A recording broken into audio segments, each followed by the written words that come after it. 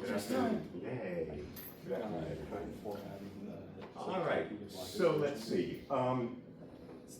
So please fill out the poll. Not many people did. Seems like one time that's possible. We'll try to find 2 times because it's going to be hard to accommodate everybody. Well, even then, it will probably be hard. Not NP hard, but hard. Anyway, the first assignment is due on Thursday. I have to think about how we're going to submit it to which TA, or whether I can create a little Dropbox that you drop it into and we have it. I'll let you. Okay? Yes? Kansas is easy for students. Oh, is that right? Is that true, or is that facetious? I don't know. I never really liked Canvas. I like emailing people my homework. What? Yeah, all right, I'm not gonna say anything. All right. Well, It's like I will look into it. All right. Okay. So, let's see. So, we introduced the subject matter last week, and important. The key idea that we're going to be talking about for a while in various guises is coherence. We've got coherent states. We've got all kinds of things that we call coherent. What we mean by that is going to be a theme of the semester. In particular, when we talk about quantum coherence, what we mean is the capability of the system to exhibit quantum interference. And what interferes in quantum mechanics are the probability amplitudes, the amplitudes that describe the probability of different possible outcomes, all right? And so, this, just the simplest thing to emphasize, if we had some quantum state which was in a quantum superposition of 2 other states, which I just, for the moment, choose them to be orthogonal. Let's just look at that case. Then the Born rule tells us the way in which we should calculate the probability of a measurement outcome labeled by something. But something we often think about, for example, as the eigenvalue of some Hermitian operator, and the probability of finding that outcome is given by the square of the amplitude associated with that outcome, and the amplitude is the square, the amplitude is the inner product of the state with that particular vector, that eigenvector, and the probability is the amplitude squared. But because this state is a superposition, we could express that probability written out in this way, which we could say, well, this is the probability of seeing that outcome A, given that I was in state 1, psi, let's call them psi or phi. Let's call them phi. Sorry, I switched my notation between these 2. And this is the probability that I had been in state 1, okay? Equivalent, similarly here, this is the probability of seeing A, given that I was in state 2, and this is the probability that I would find myself in state 2. And this part of this is logic, right? There are 2 possibilities, and conditioned on whether I was 1 or 2, this is logically what the probability should be. And this is illogic. This is quantum interference, and that's just saying there is a new kind of quantum logic, right? Now, as we were discussing at the very end of last lecture, we were talking about the fact, okay, seems like whenever I have superposition, I'm going to have interference, and thus I'm going to have coherence. Whether I'm talking about classical waves or whether I'm talking about quantum amplitudes. So what we want to think about more why wouldn't we have coherence? Why do, natural light sources that we see, whether it's sunlight or light bulbs, we call them incoherent light? Why is it incoherent? It's made up of electromagnetic waves, they're interfering, aren't they?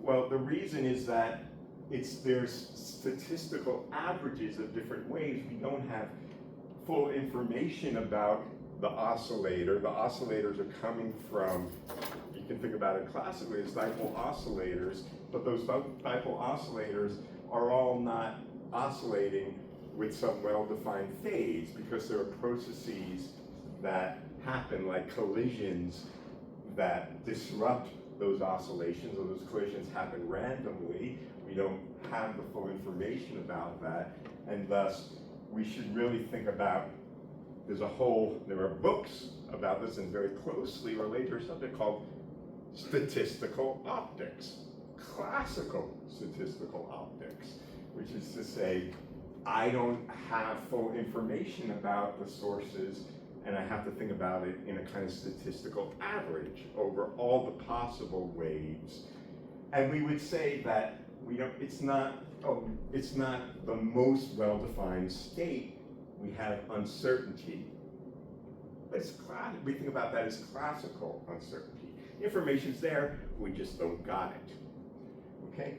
But we're going to see now that there's a sort of way in which there's different notions of uncertainty and randomness that are in quantum mechanics, but we still have to also think about the fact that we also might not have complete information. And how do we deal with that in quantum mechanics? How should we describe the measurement outcomes that we see when we don't have full information about the state of the system? Okay? And that's what we want to talk about today.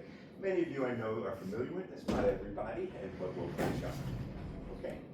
So, what we want to talk about, what we learn to start is we think about the state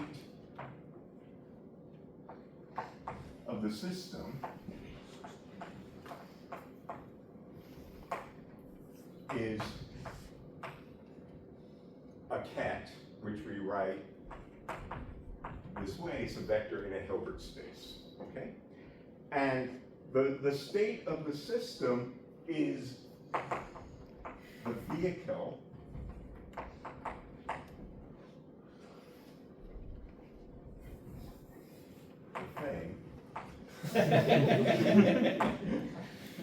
I'm just so dyslexic, my spelling is so terrible, it's horrible.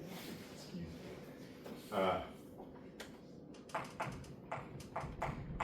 That tells us the probability of measurement outcomes.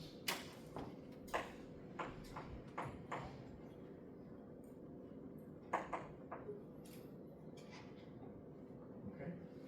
And we have the Born rule. The Born rule we just wrote over there. So, for example, in this particular case, I gotta just write it again. The probability of finding that outcome A is this. It's convenient to rewrite this as this times its complex conjugate, and the complex conjugate is the ket-bra switched. Everyone see that? And this guy in the middle, this is a projection operator. It projects me onto the direction associated with psi, okay? This projection operator is just another way of expressing the state of the system, but now instead of written as a vector, it's written as an operator. I could do that, yeah. Is it mathematically equally valid Yeah. to rearrange it so you're It projecting is. onto the A? That's fine too, either way, It's but there's a reason for my madness. There's a method therein, okay? And this projection operator in this case is the state which we always call rho, okay? This is what's also known as the density operator. For historic reasons, we'll come back to why it was called the density operator, but the density of what? But anyway, it's called the density operator, okay? And so another way of expressing the Born rule is that it's the expectation value of the density operator. Okay, that's just, okay, I did that, I just rewrote it that way. But there's a reason for us doing so. So let's suppose that I were to write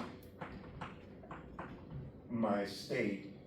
Generally, let's say, so the collection of eigenvectors is a basis for the Hilbert space, okay? So the set of all eigenvectors form a basis of the Hilbert space, which means the vector psi, the ket psi, can be expressed as a superposition of the basis states, okay? And I can thus write the density operator as well expressed in terms of this basis. So I'll write this as this sum over A CA squared AK plus the sum over A not equal to A prime CA prime star A prime. Everyone see that? I just expressed the bra and the ket that the bra and the ket in this basis. I have the diagonal terms and the off-diagonal terms, okay? And so expressed as a matrix, this is my special notation, an equal to the dot means with respect to the basis, the representation of the operator as a matrix, you know, would have CA1 squared, CA2 squared, C dot dot dot. If it's a d-dimensional system, there would be of them, and then there's CA1, CA2 star, and CA2, CA1 star, dot dot dot. So there are diagonal matrix elements and off-diagonal matrix elements. These are the diagonal matrix elements, these are the off-diagonal matrix. What is A prime here? There are two different indices. I sum over both A and A prime. Maybe I should write this more carefully. Sum over both of these. I rewrote the bra and the ket in terms of a sum, but I have two sums. So I have to use two indices. Yes, sir. So your diagonal terms which you have there, that's the sum over A, but you're assuming A is A prime? So Well, there's going to, if I write out the sum, in the same way we saw this just for the case of 2 dimensions, right? We see this here. We have the C1 squared, the C2 squared, and then the terms where C1 doesn't equal C2. That's what's written here. If I may ask, Yes. the basis that which you constructed in Hilbert space, do you automatically assume that it's orthonormal since you formed it in Hilbert space? That's a good question. We always, we could in principle look at bases that are not orthonormal, Right. but we always choose them to be so, okay? And in the case of, if they are the eigenvectors of a Hermitian operator, we can always find the collection of eigenvectors which are orthogonal. They will always be orthogonal for non-degenerate eigenvalues. When you have degeneracies, you have to be a little bit more careful, but we can always do that, okay? I'm going to just continue because I want to make this a complete discussion. We'll take some questions as we go, all right? So let me just continue, please. All right, so this is the matrix representation, and what we see over here is that the probability of finding A, again, with CA squared, or rho AA, the diagonal matrix element, So the diagonal matrix elements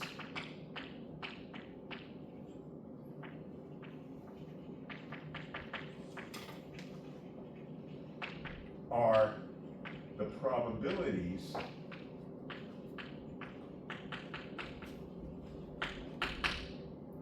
to find the outcome labeled by that basis vector. So every basis vector here is labeled by some index, in this case A, and the diagonal matrix element is the probability to find that outcome. Okay? What about the off-diagonal matrix elements? Well, that's this, which was CA prime star. Okay? And I can rewrite that in terms of, this is a complex number with a magnitude and a phase. So I'll write it in its polar form as a complex number. It's the amplitude magnitude CA, the amplitude magnitude CA prime, times e to the A times the phase difference. Everyone see that? Having written this in polar form. And thus, the off-diagonal matrix elements tell me something about the phase relationship between these different alternative outcomes. And these off-diagonal elements are known as the coherences of the density matrix, okay? And why are they called coherences? Well, they're called coherences because these are the very things that we see that are related to interference, okay? Right. So let me just remind myself of the order in which I wanted to say a few things. Right. Oh, by the way, I should say that we typically normalize the state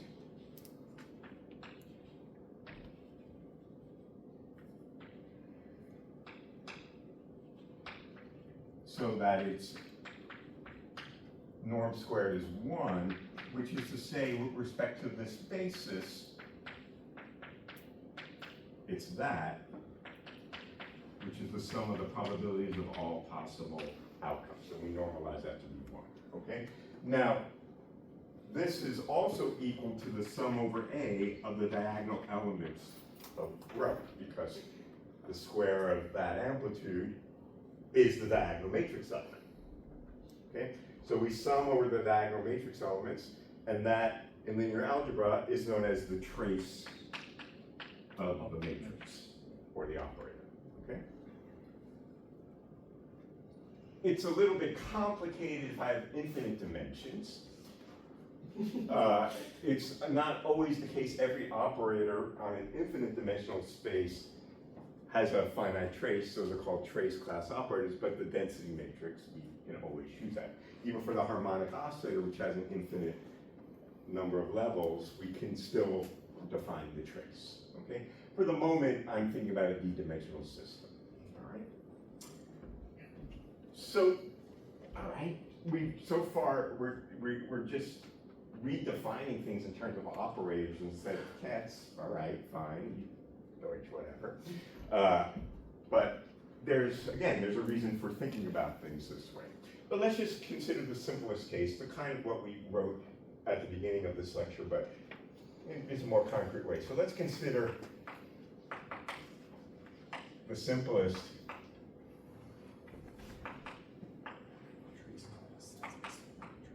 non-trivial Hilbert space that we will spend the next number of weeks talking about. A two-dimensional Hilbert space, okay? And so, for example, a spin 1/2 particle, we'll remind ourselves more about this next time. So we're only thinking about the spin degrees of freedom. A spin 1/2 particle lives in a two-dimensional Hilbert space, and we can think about a basis on that Hilbert space. So the standard basis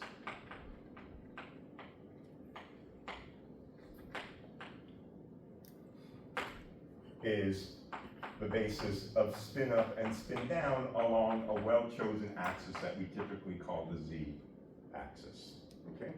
So that's the standard basis. So I can write down the density matrix with respect to this. So I have a state which can always be written, a state psi can be written as some superposition of some amplitude spin up along z and some amplitude spin down along z, okay? This is represented by a column vector in the basis, okay? So the density matrix, which is the projection operator onto that psi, with respect to this basis, is the outer product of the ket with the bra.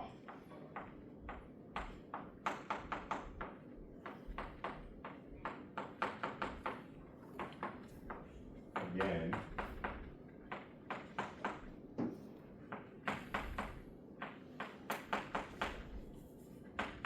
just being very pedagogical for the moment, just writing it all out.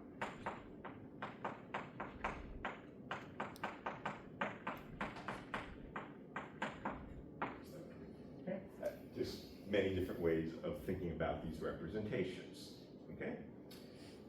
All right, so for example, suppose we have the state that's spin up along x.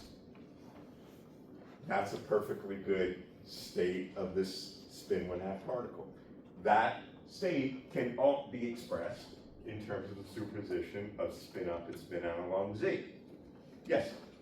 The coherences are the same because you swap the up and down. Blah, blah, blah, blah. Yeah. Thank you, Spencer. Yeah, yeah. Yes, that is correct. Okay, so spin up along x. Spin up along x, as you'll see in your homework, and if you don't remember, is equal to 1/√2 spin up along z plus 1/√2 spin down along z. Its probability of finding up along z is 1/2. Probability of spin down along z is also 1/2, with a particular relative phase between them, which is no phase difference, okay? That's just the way it is. You've seen it, you can check it, there's lots of ways to do that. So what that means in this case, if my state of my system is this, if this is psi, then the density operator in the z basis is equal to 1/2, 1/2, 1/2, 1/2, 1/2, right? Because every one of these amplitudes is real and is 1/√2. So that's what it looks like, all right? What is the representation in the x basis? What does this matrix look like if instead of I thought about another basis, the x basis, which is spin up along x and spin down along x. What does the density matrix look like in that basis? What's that? No, it's not the identity matrix. Yeah, So 1 on the top left, 1, 0, 0. zeros everywhere. No. Because, yeah. So, important lesson here. What we call coherences, whether the density matrix has coherences or not, that is basis dependent. Okay? So what these off-diagonal matrix elements are depends on the basis in which we are looking. This density matrix associated with this particular state has coherences in the z basis, but no coherences in the x basis. What is that telling us? What that is telling us is that there is the capability of the system to exhibit interference between the alternatives up along z and down along z, but there's no interference between up along x and down along x, because there's no superposition there. There's no coherence between those two alternatives, okay? So, again, for this particular state, when the state of the system is spin up along x, the probability of seeing up along z, given that I had up along x,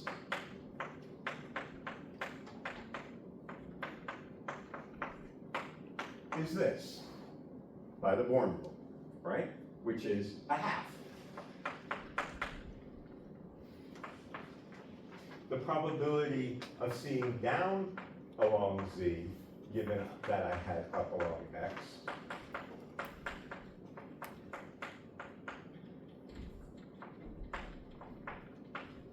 is this, which is also a half. Okay? But what about the probability of seeing down along x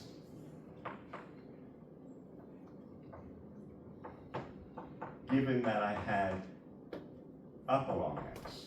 And we know that's 0, but I can think about it in the following way. This is equal to the probability, which is the square of, the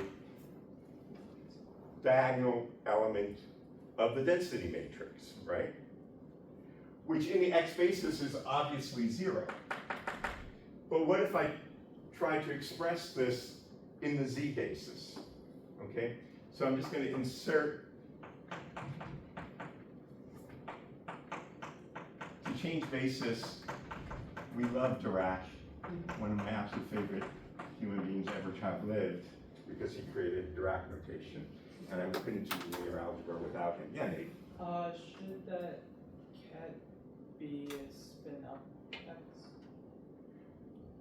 This is the state that's associated with spin up x. Oh, I see. Okay, thank you for asking that. So this is the state, and the probability of seeing an outcome is the diagonal matrix element of the density operator.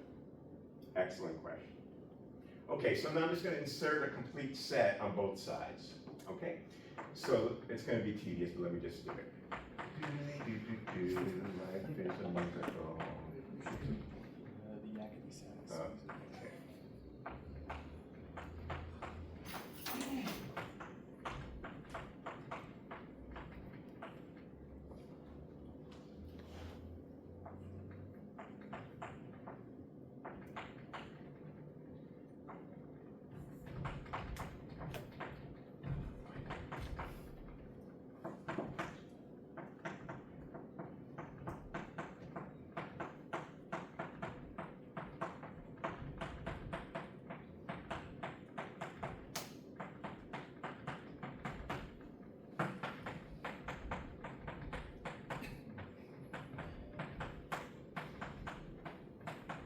Sounds of physics.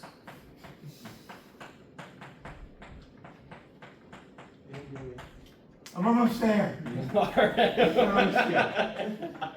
might not get there with you, but I have to do it.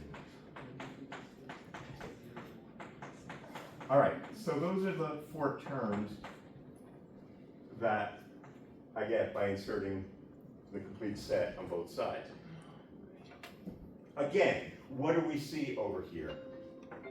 We can combine these guys. This is equal to the square of the amplitude of this times rho up.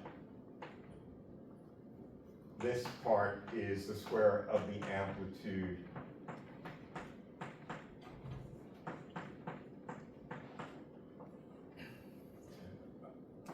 times rho down.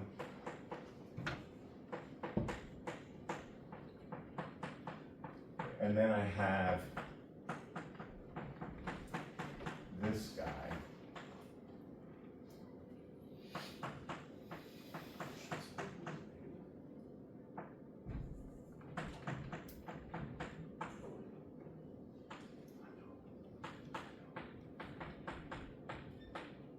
Plus a complex conjugate. Okay? So again, what do I see? This is the probability to find up. This is the probability to find down. And this is the probability to find down along x, given that it was up along z. And this is the probability to find down along x, given that it was down along z.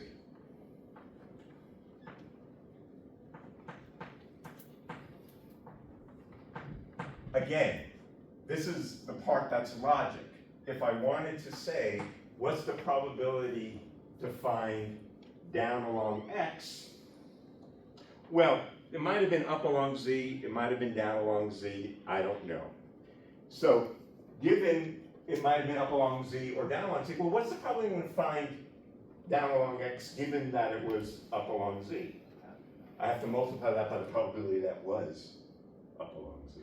There's some probability of finding down along x given that it was down along z, and there's some probability that it was down along z. But then there's other stuff, right? Let's just write it out for the heck of it. In this case, let's write out each of these terms over here. So the first term here, what's the probability of finding down along x given that it was up along z? That's a half. And the first, so this is a half, and this is a half. This is a half, and this is a half.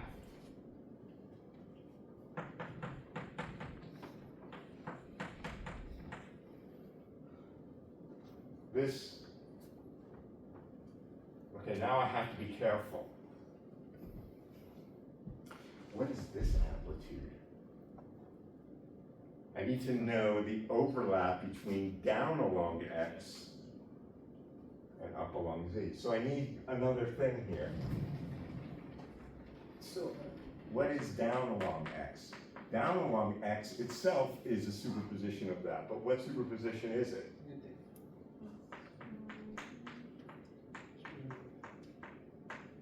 It's this one. Okay. Those two states are orthogonal. Okay. Okay, with that said, what is this amplitude? Well, that's 1 over root 2. And this amplitude is minus 1 over root 2.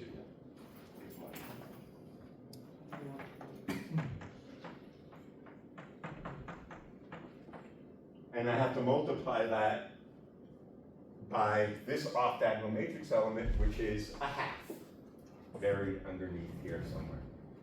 Where was it? Here. Okay. And then I have plus the complex conjugate. Well, that's also the complex. It's a real number, so the complex conjugate is that. What do I get when I add all these guys together?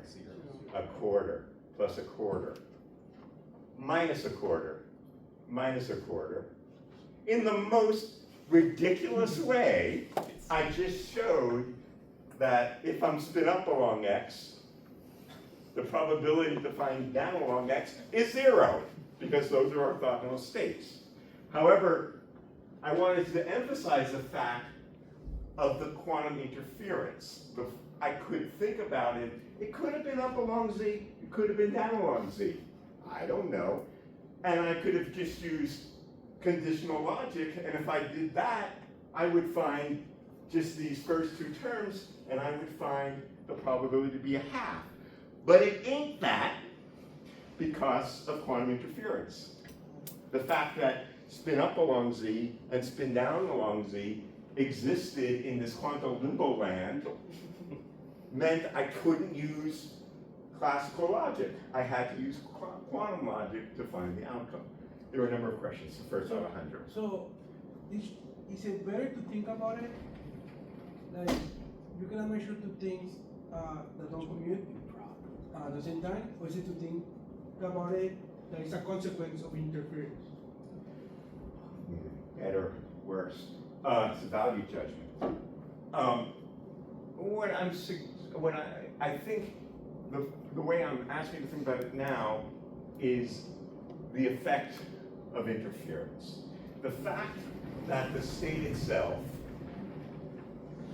the state that I've chosen, the state psi, was a coherent superposition of up and down, as opposed to, let's just go make sure we're talking about right now, under some meant that to get the measurement outcomes, I couldn't think about these two things independently. I needed to think about them in superposition, and because of that, there was interference. Let's see. Go ahead. Mine's just real quick conceptual, because it's Yeah. basic, like the homework. So for right here is more relation, and I appreciate how you define the off-diagonal as a probability, and this is the phase. Yeah. But my confusion is now at this point, so we're looking at this state, is it possible, what is the relation between the phases with each other and that state itself? Is that something that we can determine? Am I missing something here? So if I'm looking at just the probability here, and the state here, and the interference here. Yeah. That's So, this point. so every matrix element alone, and matrix element is a number, an entry into the matrix.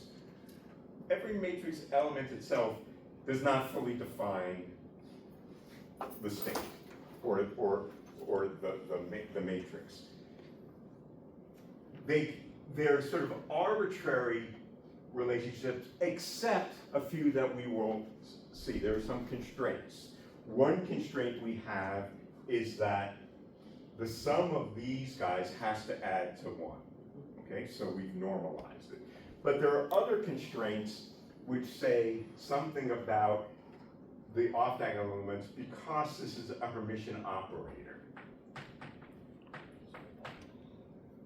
And because of that, this element must be the complex conjugate of that element. But these could be 0, and we'll come to that. The fact that this is a particular state. We'll see some generalizations, and we'll come back to this. Another question? Yes. But this is something that's bothered me for a while, but I realize now the coherences are bounded by the population. Like the magnitude of the coherence is bounded by the population. That's right. Because if you still have a matrix, the traces are related. Good. All right. So, okay. But, all I've done so far here was make your lives more complicated. I mean, why the heck did you introduce an operator row and off-diagonal elements? And all? I mean, we just had psi and, we were happy. But it's not enough for the following situation. Seemingly contrived, but, sometimes it's good to contrive things. So let's suppose we have the experimenter, her name is Alice. And she's got herself a Stern-Gerlach apparatus, okay? And so she's got an oven here that spits out atoms that are, say, silver atoms, the one that both Stern and Gerlach use, and it goes through this thing, and we get a beam of atoms coming out 2 different ways. These are all spin up along Z, and these are all spin down along Z, okay? Now she is going to send these atoms to Bob. There's always Alice and Bob. Now it's a trademark, God forbid, that the company, so you just can't say Alice and Bob without paying royalties. You're trying to make a quantum computer. It's not true, is it? It is. What's a true story? I think they're a French company. I got a shirt from them for March meeting. Oh, did you? What about Which Alice and which Bob? It's like Alice Cooper, Alice in Wonderland, Bob Marley is always a favorite. Sideshow Bob, that's my favorite Bob. All right, so what's the point? The point is now Alice could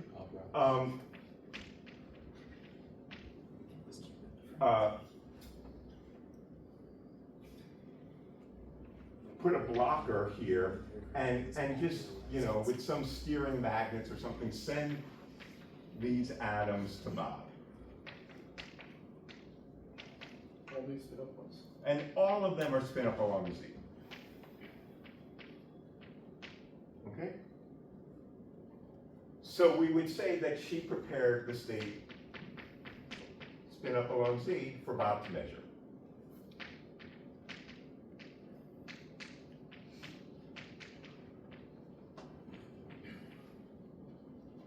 Okay? And we would say, in this case, the state is this. And from this, we can I can calculate the probability of any measurement outcome. Okay? She could align her magnet along the x direction and do the same thing and prepare. But now Alice is going to be a little tricky. Okay? And what Alice is going to do is she's going to have inside this box, Bob can't see what she's doing, very opaque, and she's going to flip a coin.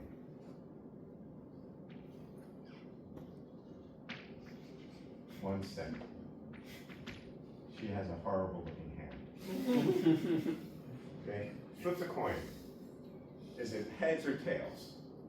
And she has access to these two beams, and depending upon whether she sees a head or tail, it's a fair coin, she's going to send Bob either this or that. Okay, so if she sees heads, she's going to send Bob a spin up along Z. If she sees tails, she's going to send Bob a spin down along Z. And Bob knows this deal beforehand. Okay, so we have these two, I'm going to call it the sigma Z factory, which can send out up Z's or down Z's, and they come out of this box with 50-50 chance. Okay? Yes? Is that spin up X then? Oh, let's come back to that. Oh, okay. Hang on, hold on to that thought. Hold on to that thought. I don't want to answer it yet. Okay? I want us to get to this point. Okay? No, but nothing to apologize. Let's think about it. Okay? So, Bob knows the deal. Bob knows this is what Alice is going to do. She's going to either send him spin up along Z, or she's going to send him spin down along Z. And she's going to do it with equal chance.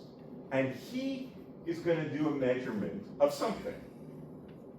So we want to ask, with what probability would he assign a measurement outcome? So for example, he's going to measure Bob measures sigma x, okay? And I want to ask, say, what is the probability that Bob finds, for what probability would he assign the probability that he's going to see spin up along x? How should he best make his guess on what he would see?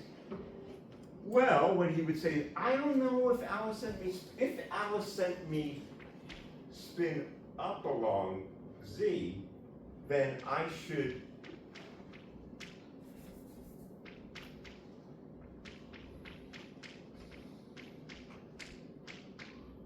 assign that, but there's only some chance that she sent me that, okay? So if she sent me spin up along Z, this is the probability, excuse me, what the heck? It's okay.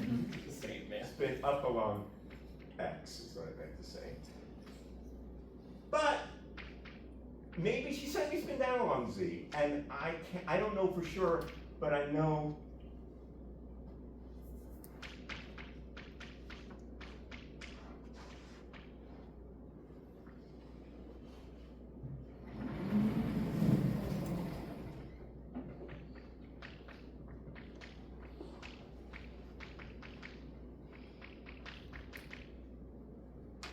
everyone clear. Let's think about this for a moment. Alice might have sent spin up along Z. If she did, thank you for the shaking of the head, no. If she did, I know this is the Born rule, okay? But I'm not sure she did. I should weight that by the probability that she actually sent me that, okay? Or she might have spin down along Z. I know if she sent spin down along Z, this is how I assign the probability of finding spin up along X. But I'm not sure that she sent me spin down along Z. She only sends me that with this probability. So in this case,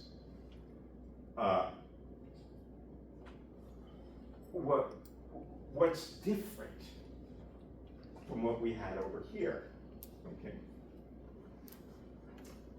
So this state is an equal superposition of spin up and spin down along, well, actually, no, sorry. It's got an equal probability of being up along Z and down along Z.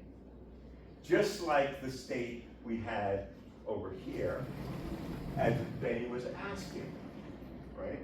This state also. So what actually is the answer to this question? What's the probability that he's going to see, in this case, spin up along X? What is the answer? Assuming this is a 50-50 chance. So let's look at that. This guy is a half. Alice sent up along Z with probability a half. And this is a half. And the probability is a half plus a half, which is a half. Okay?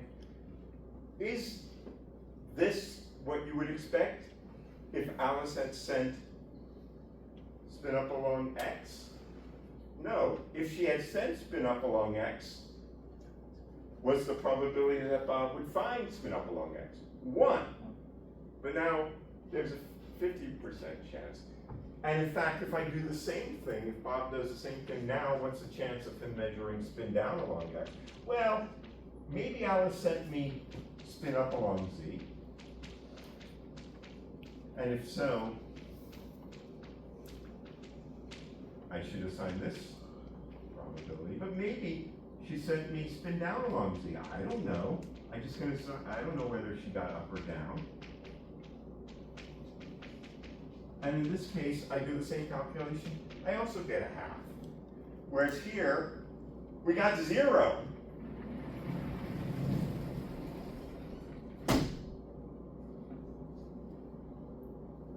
What's the difference between this preparation and the preparation where Alice aligned the magnet along the x-axis and sent spin up along x?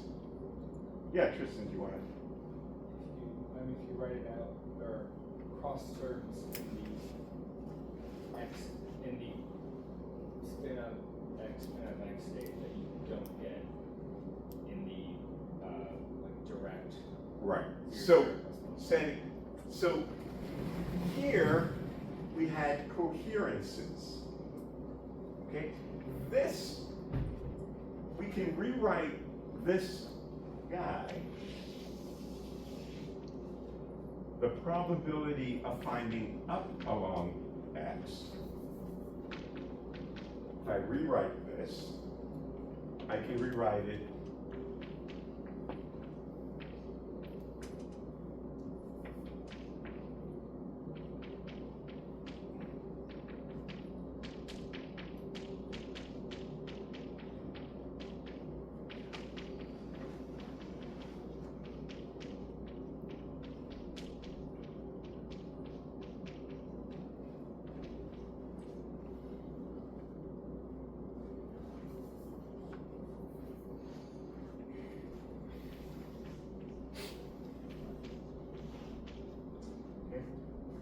I rewrote these terms. This term, I just wrote it at this plus its complex conjugate, and I factored out.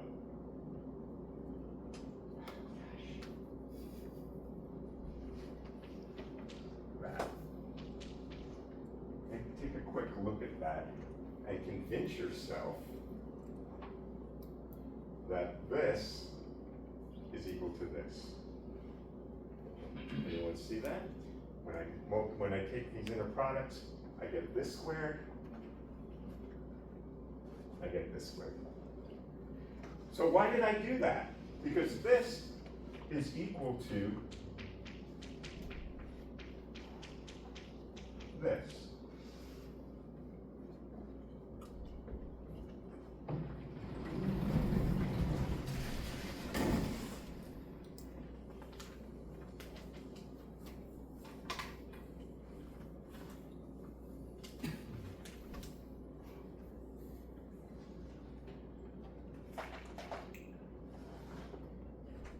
With 50-50 coin up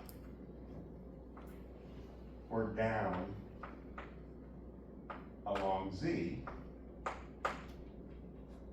Alice prepares for Bob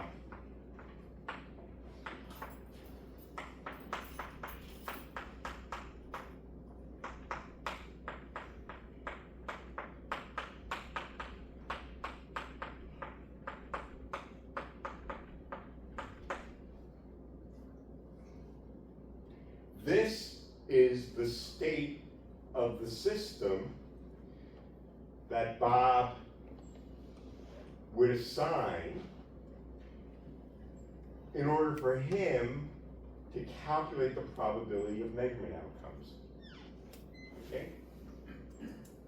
Contrast this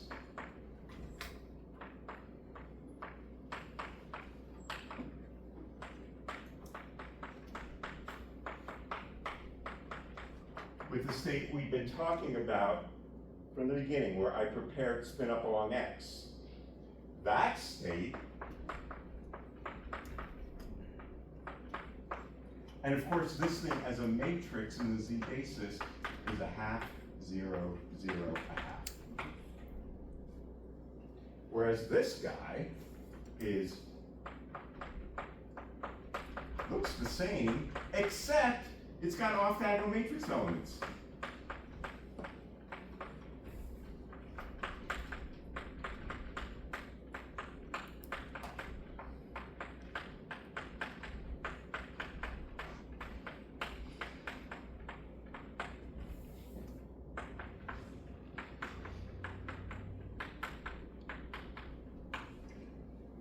Yes? So you're saying that whether or not we see coherence strongly depends upon the basis we choose to construct It does, typically, that is important, but also states that exhibit coherence or not will depend on the preparation.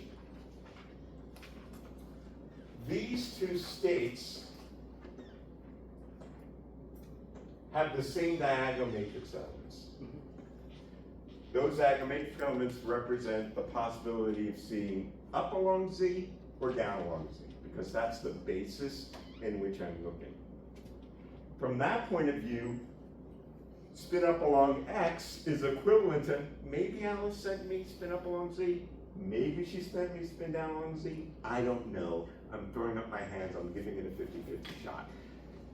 If I measure along the Z basis, I couldn't tell those apart. I would see the same statistics.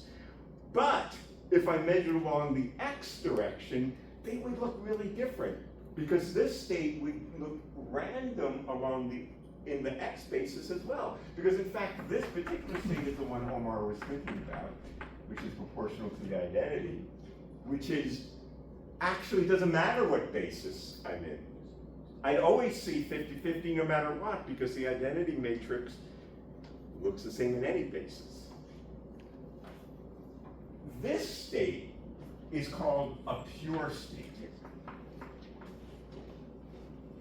It's pure because it's a preparation that's the best possible information you can have in quantum mechanics. Even though it's pure, it doesn't mean every measurement you see is deterministic. Even though it's a pure state, there's still randomness. This state has two kinds of randomness in it. One randomness is associated, well, these are quantum states, so I have to think about them.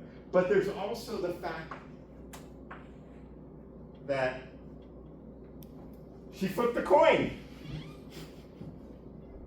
And she knows. Now here's a different question.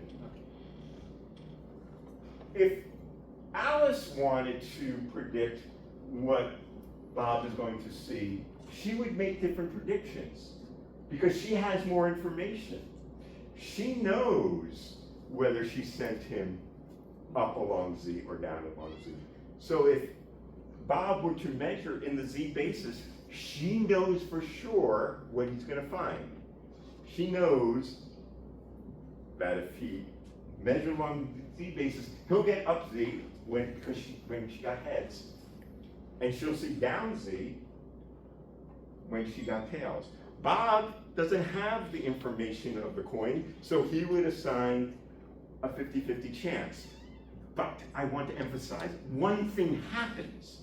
It's not like Alice predicts something and something different happens. It's just what the information have. The spin will come out up along Z. Bob will say, well, that's a surprise to me because I didn't know whether it was heads or tails. But Alice will know, but it's still one thing that happens. It came out up along Z's. Different observers have different information. So this is an important point here, is that the quantum state depends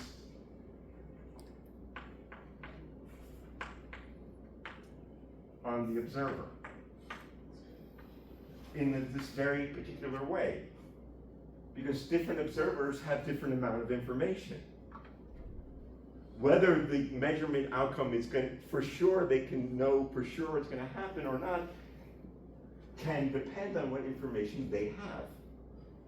Yes? So, on that note, are you saying that essentially the purity of the state kind of represents how much I know about the state? That's right. That's right. It's about how much information you have. If you have 100% of the information, the state has no entropy, no quantum entropy. Yeah. But the states that are mixed have entropy. Quantum. Now, that doesn't mean that every measurement outcome is still deterministic. That's what's crazy. Even though you have zero entropy, you still have randomness. Yes, that's right. So like, you could do this in the opposite way where you compare X, measure Z. Yeah. And in that case, then you have the same Z basis density matrix for the two examples, but a different density matrix for the X basis. Right? No, they can't. They can't. If they're the same in one basis, they're the same in all bases. No, you have to be careful. I'm comparing like that example that you first showed. Yes. So you have in row Z, you have 1/2, 1/2, 1/2, 1/2. Yeah, this guy. And so copying that second example, but flipping the bases, then you would also have row Z equals 1/2, 1/2, 1/2, 1/2. It, Is that correct? no, I'm not sure. If the matrices, this is how I want to say this. This is the representation of this particular pure state in the Z basis, right? This is a completely different state. This is a mixed state. There's no basis in which I can transform this matrix into this matrix. This state is a mixed state. This state is a pure state. The purity of the state is not basis dependent. But maybe we can talk about this afterwards. I may be missing your question. Yes? The statement that the quantum state depends on the observer, can that be narrowed to just the purity of the quantum state depends on the You observer? could say that, but I think it's more than that. It's also with what probability you would assign to a measurement outcome. So if I flip the coin and I send you up Z or down Z, a certain probability, I assign a certain probability to what the measurement outcome is going to be. You're going to assign a different measurement probability to those outcomes because you don't possess complete information. So while it is true that the purity will be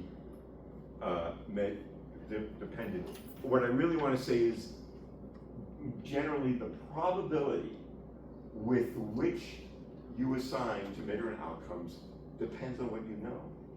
Is that a Bayesian approach to it? It's a Bayesian. I mean, it is. It's not quite cubism. Sorry, Chris Books. That's a whole other story. But I'm saying that is an essence. Okay. And it's for sure. It's important to understand that because quantum mechanics has aspects of classical statistics, and I take a Bayesian approach to classical statistics for sure. The right way to think about probabilities is the Bayesian. The frequencies approach will get you screwed up. You should think about classical probabilities from a Bayesian. Whether quantum mechanics itself is purely Bayesianism, I don't want to go down that rabbit hole. Okay, I want to continue and we'll take some more questions in a moment.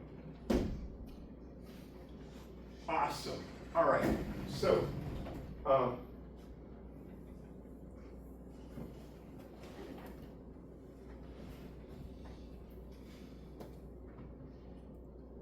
we can think about generally a mixed state is an ensemble of pure states. So I can think about an ensemble of pure states, I'll call them psi sub I, with some probability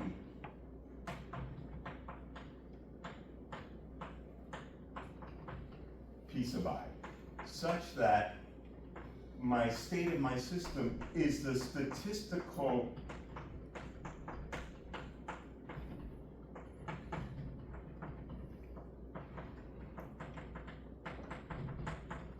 mixture. Okay? So I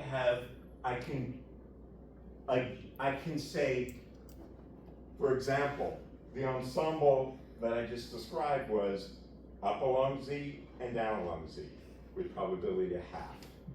That was the example we just wrote down. This is a statistical mixture of these states, which could have been Alice rolls the big roulette wheel. I get outcome I. Send Bob psi sub I. I get another one, and every time she sends a state, depending on the roulette wheel, and then Bob would assign this state to the system, and he can use that state to calculate the probability of measurement outcomes. And how would he do it? He would use the Born rule.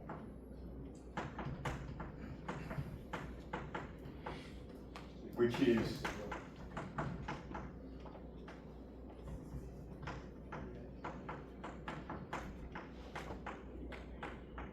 this is the probability of finding A given I. Classical logic. Notice there is no interference between these different alternatives. This is just the classical logic. There is no coherence between these. This is not the same thing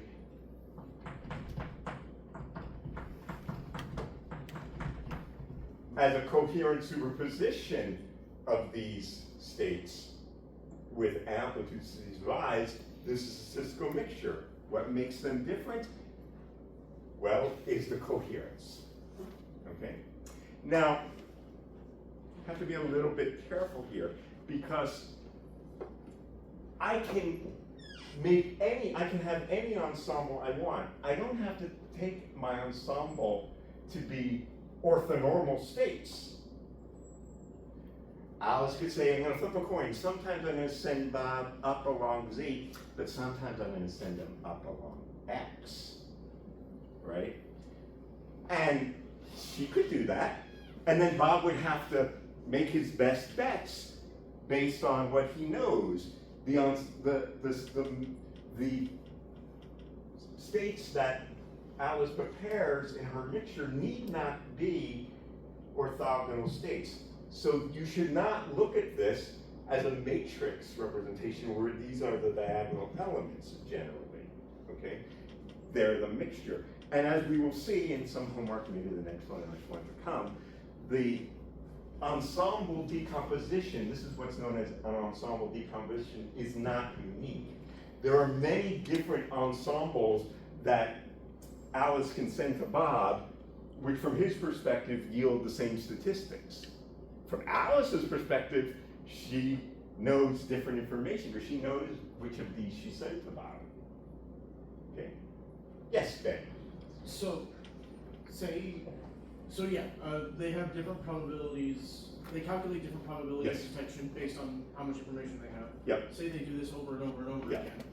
And Bob maps the results, presumably it would follow a probability distribution, Yes. which would At the end would of the they agree? Like, yeah, so again, I mean, the probability, what they would see, the same frequency with which certain outcomes happen would be the same for Alice and Bob.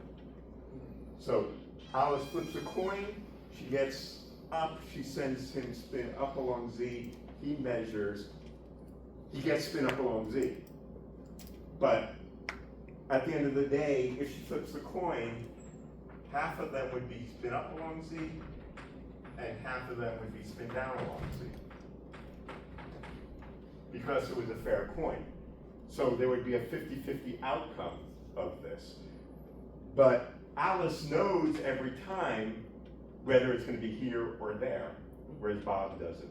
right, but I need Bob's detection along the x-axis in this case. Well, along the x-axis, in that case, I mean, if Alice sends up along Z half the time and down along Z half the time, and Bob measures along the x-axis, for both of them, they don't know what the outcome's going to be, because if Alice sends Bob spin up along Z, she doesn't know whether it's going to come out up along X or down along X. But do they agree on the probabilities? Probability is not the same as frequency. Probability is, does this outcome agree with what I know or not? So the same fraction of events happens, but the probability is different. The probability is relative to what you know. If it rains and I am God and I know how the atmosphere is moisturizing, I can say for sure it's going to rain, and the fraction of times it rains is going to be the same, but for me, it's never random. Everything's 100%, because I know it's going to rain. So the fraction of outcomes are the same, but the probabilities are different. What those are up Z though? What's that? Or one of those supposed to be up Z, or are they supposed to be down Z? Then one of them's supposed to be up. Thank you.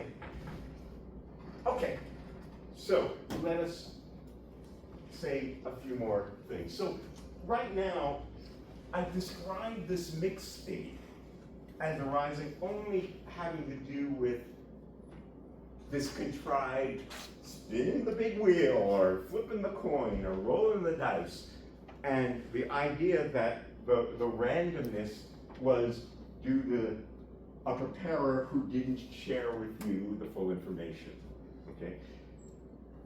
But there are other ways that we can lose information about the state beyond the fact that the preparer, because of the whole notion that we'll talk in much more detail about next semester, is the notion of an open quantum system. What do I mean by that? An open quantum system is one where this is my system, which could be my spin 1/2 particle, but then there is the environment.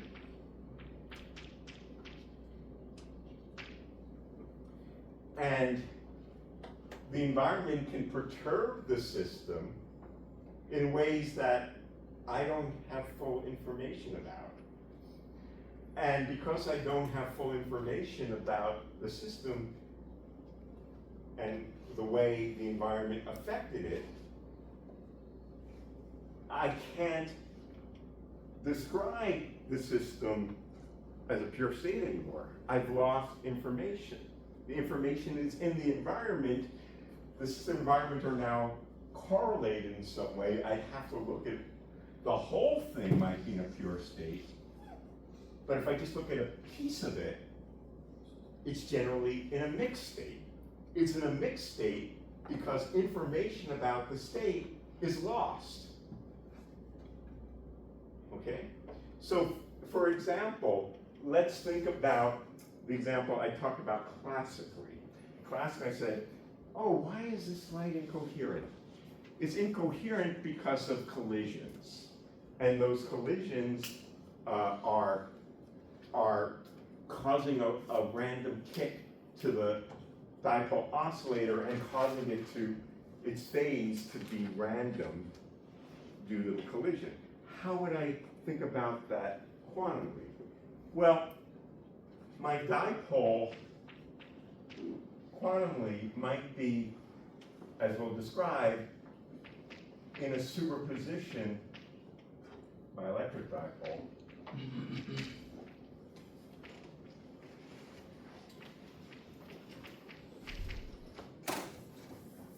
of, say, two states of an atom, which I'll call, say, the ground state and the excited state.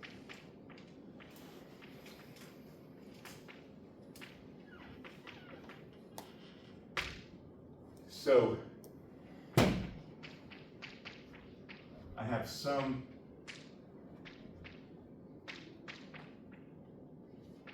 state at time t equals 0, which is some superposition with some amplitude of ground and some amplitude of excited, okay? And if I were to look at the mean dipole moment of this thing, as we'll discuss, it's really only the off-diagonal elements that contribute. The atoms themselves, the states ground and excited, they have no mean dipole moment. It's only in the superposition that I see this. So the coherences are critical to seeing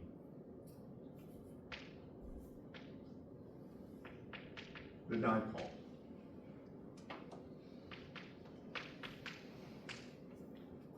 Because the diagonal sums actually are 0. The coherence is critical to see this oscillating dipole. If I don't have coherence, I don't have a well-defined oscillating dipole. But what happens when I have a collision? When I have a collision, if it's an elastic collision, which doesn't cause the atom to jump from the excited state to the ground state, it just causes a phase, a random phase, when the collision happens. So this thing might go to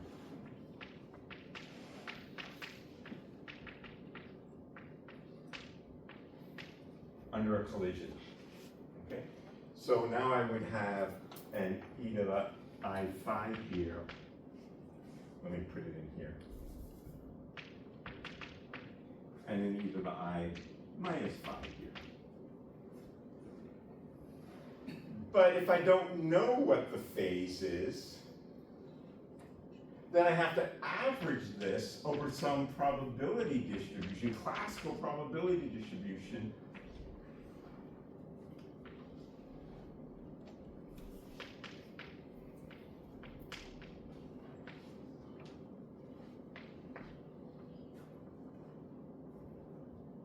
of the phase. And what will that do? It'll wash out these coherences.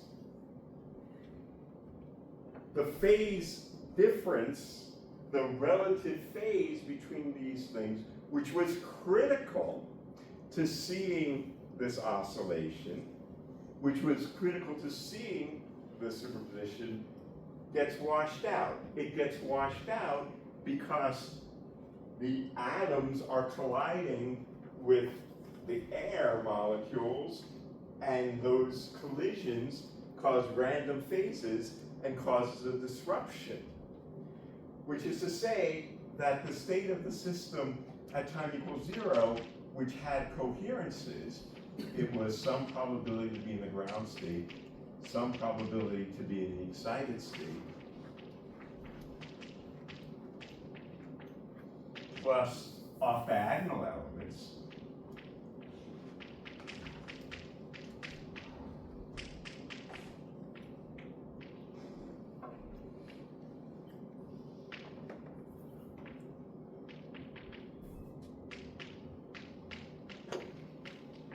When I have collisions,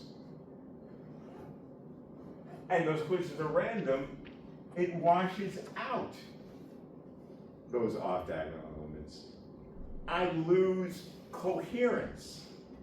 The system decoheres. There is decoherence. The loss of coherence is called decoherence. And it will always happen in nature because it's very, very hard to isolate the system from the environment. And the random effects of the environment cause a system to decohere, which is why it's so damn hard to make a quantum computer.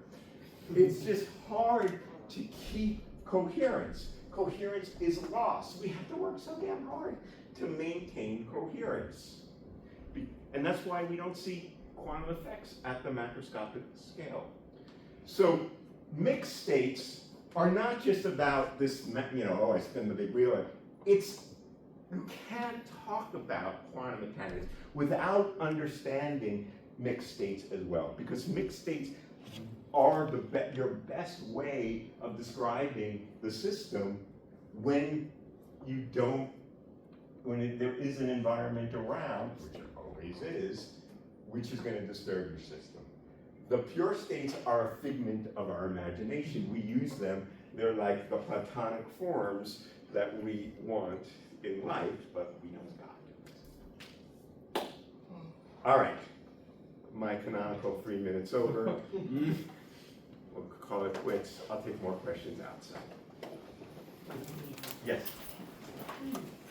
So, first Yeah. of all, in the describing mixed states, I'm noticing it's